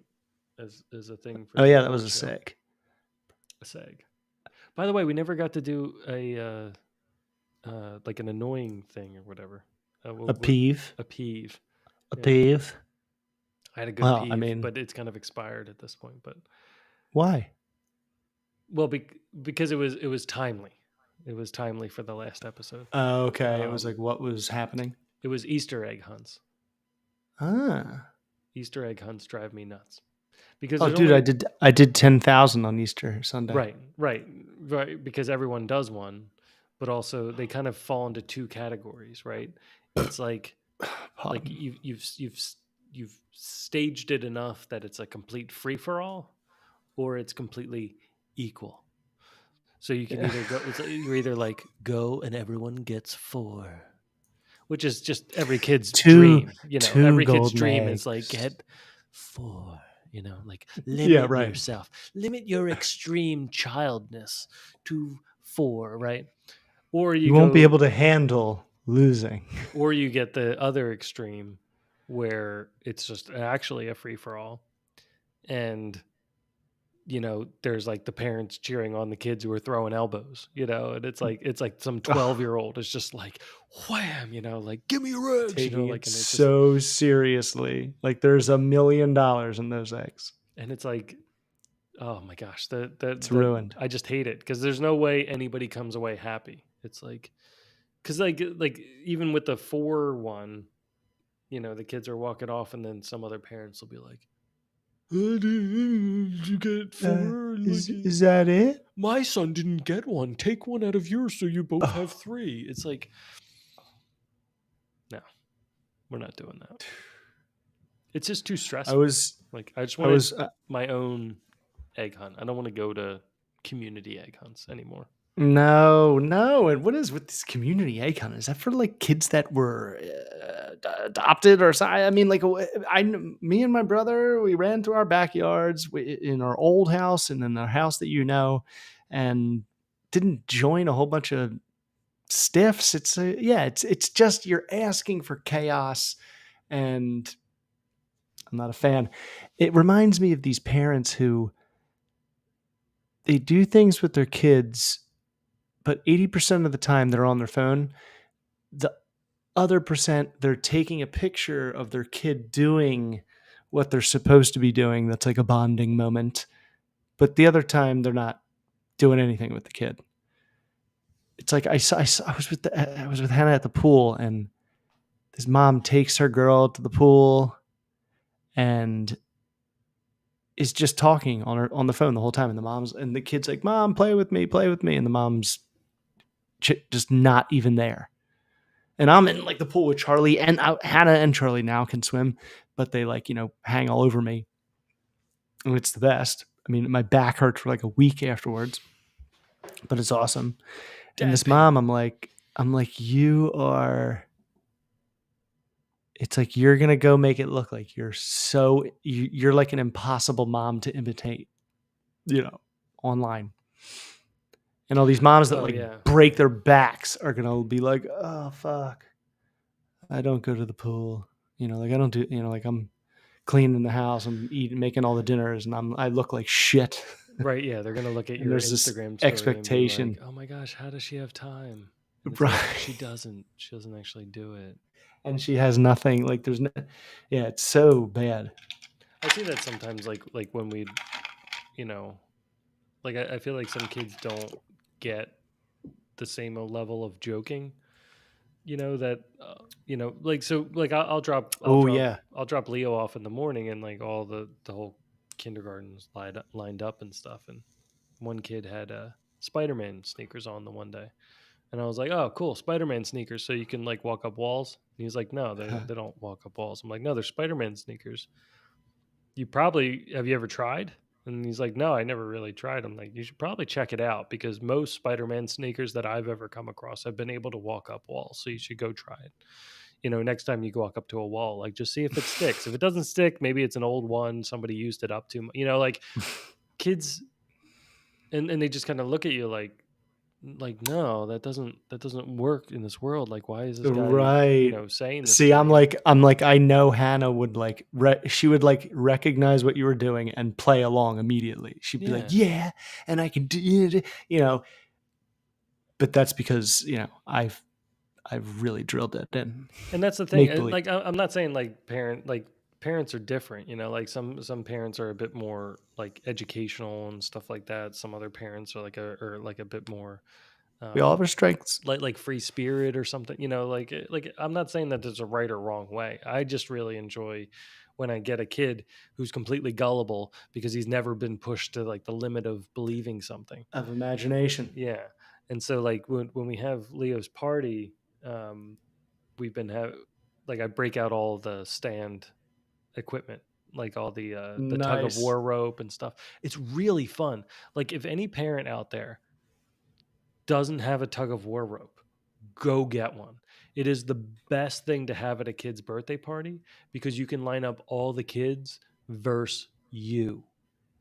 And kids It's like love the to defeat timeless. parents. It's probably the most timeless game in history. And you We've get been to playing act it out since rope. you get to act out like ultimate warrior, like basically like you can basically walk up to the kids and be like, you'll never beat me. Like you can go on this like weird sub level of like, you'll never beat me. I am stronger than all of you combined, and no matter how hard you try, I will defeat you. And you'll see like 30 kids turn around and get organized in the like it could be like herding cats 2 seconds before them, but if you walk Right. up to them and go like, you guys can't defeat me, I'm more powerful than you and I'll always be more powerful than you, they're like, get in line, and they all just like line up. And then it's like pulling, it's like a pickup truck pulling against you, Yeah, like it's insane. It's like it's 19 young amazing. The children, but combined I'm like, strength. like they were pulling me, and my feet were sliding in the dirt. Like I I was bet. fully reclined, and they were pulling I me. bet. And then I was worried because like some kids I thought were gonna like fall backwards into a tree and stuff. So now I had to like pull into this like some extra dad strength. Jeez, Dad. Way to hurt everyone. That'd be so funny if you like fell back, or falling forward would be the worst. Like I, fall on your oh, face. I fell forward. Yeah, no, I like got completely. It wasn't even like a muddy day, and I got I completely guess covered yeah. in mud. Yeah, I got drugged Uh, through the grass, and the kids were like, they lost it. Dying. They were like, "Let's do it again!" Like, yeah, and then I'm like, other That's parents, like, so your good. turn, and so I got some of Right. the other dads to come in and stuff and do it, but Good. it's like, like everyone's like just ready to watch with their Starbucks, and just be like, oh, like what's this guy doing? I'm like, no, play with the kids. Like they have it in them. It's kind of like this gear in their head, and you just need to like initiate the You've gear. buried it. Like, It's buried over cobwebs of judgment and insecurity and yeah, trauma and all this crap. But it's like the more you do it, it's like the greasier it gets and it's better. Like every yeah. You time I see a go to click these in their head. kids, They're like, oh, you're playing. Like, oh, yes, you're playing. Like, but you're grown yes, up, but you're playing. It's like, yeah. right. And that's how they'll stay young, Oh my by gosh, it's seeing so us much fun. stay young. It's so I much know fun. every time we go to their parties, like I used to dread going to kids' parties, but I'm like, we didn't have these amazing where the entire room is 1,000 trampolines. Like I come back, my knees, my legs are killing me. I join in. I take my shoes off. It's like parents are allowed. I'm like, I'm going. The rest of Are these you parents allowed are off with to like the your knee side. surgery? Oh, my left knee is stronger than my right knee. It like You've my got a right knee gets Rowan Gardner sore. knee. Yeah. Yeah. Yeah, Rowan Gar. Yeah, right. Garden hose. Thank you. Garden hose. Run a mucker. Oh, dude, my back is All right. Oh yeah. starting to Do you still have a fade. steel chair? Like, are I you feel seriously yet still in a again. steel chair? Feel yet again. We've scraped the surface. Great news. Good. Bittersweet. Uh oh. Heather's former stepfather-in-law, who passed away, like a week before, bought a brand new like That was a lot of. I'm gonna have computer to draw a chair. map later. Yeah, but go ahead. Computer. I know it's a long title. It's like first of his name. Warden of the North. Tall. Okay. Yes. Okay. But yeah, brand new computer chair, like a super one that Nancy Good. doesn't need. And I just need to, dude, I left work. I hit traffic on 95, this like 7-car crash. I drove You to caused it. Parkland. Yeah. I did, Kept but I got going. away. Luckily I got away, but I caught in the traffic from it. So it was a tie. And then I went to my buddy's house. His daughters are like 11 now, and they have this Barbie house that they don't play with anymore. So I went and got that. Nice. Finally got home. Ate That's like that's the other half a thing salmon. that's the other thing that we do at these birthday parties now. It's like a thing. I'm sure other places do it, but in West Philly, it's kind of like a known thing. Like you just bring your old toys to the birthday party and give them some of your old toys, and they just take like don't bring new presents. The kids. Pick out like some of the cars you don't want, some of the other toys, some books you don't read anymore, and you just throw them in a bag and give them to the kids, and it's all new to them. And then you don't have to get new toys. And so like you get this ragtag bunch. Like Leo one time got like a knight, and then like a little Lilo thing, and then like a few books, like they're Stitch. used, but it's like, who cares, Yeah. Anyway, sorry. Exactly. It's like if I got a used toy that I didn't have, I'd be like, don't care. It's mine. I have it now. I can't even get rid of their old toys, because when I bring them out to give them away, I bring them downstairs and they go, ooh, like I always play with this, Dude, that has been the theme for the last 6 months. 6 months. Hannah's got something that she hasn't looked at since she was 3. Charlie picks it up and starts doing something with it. Hannah will walk over and just take it. Oh, my favorite toy. Yeah. Then it turns into that scene from Cinderella, like these beads. They give it just the right touch. Don't you think so, Drizella? Sorry. I was sorry. I got a text. I don't know why I looked at my phone. But dude, so Hannah will take it back. Charlie will scream and take it back. Then Hannah will try to get it. Charlie won't let go. And they'll both be holding it. And Hannah will be like, this is my toy. And we have a rule. If it's your toy, even if the other one's playing with it, you got to give it back. But the thing is, Hannah has like 90% of the toys. So like it's very rare that Hannah picks up one of Charlie's toys. Okay, so then when they're both holding it, this will happen. Charlie will let go. She grabs Hannah by the hair and starts pulling her and starts just dragging her. Dude, it just turns into a Waffle House. Yeah. Charlie is like a boy. Like she's like double the strength. Like her physical ability is so much more advanced than Hannah's. It blows me away. Yeah. Like Hannah knows too. She's like, if I hit her, because one time I was like, yo, if she's pulling your hair, Hannah, do whatever you got to do until I get over there to get off. I was like, clock her, because then she won't do it again. She goes, but then she'll hit me back. I was like, good point. Don't, just stay there. I'll get there quick. Yeah. Oh my gosh. I did pull like a King Solomon on the kids the one night. Your kids might be too young for that because it's pretty intense. But I basically got the scissors out for like a toy that they were fighting over, and I was like, well, if you guys want it, then each of you can have half, and I'll cut it in half. And they were like, no. King Solomon? Don't you mean a Newman? No, King Solomon. Well, cut the bike in half. Oh, yeah. Cut the bike in half. The true owner. Kramer, the bike is yours. and they didn't want you to get. I always remember that. I remember seeing that in an episode of. Oh, dude, I always say I'll throw them away. An episode of like Full House or something, and I was like, "This is a trick. Why would you want half of the thing? Like the half of the thing sucks." Yeah.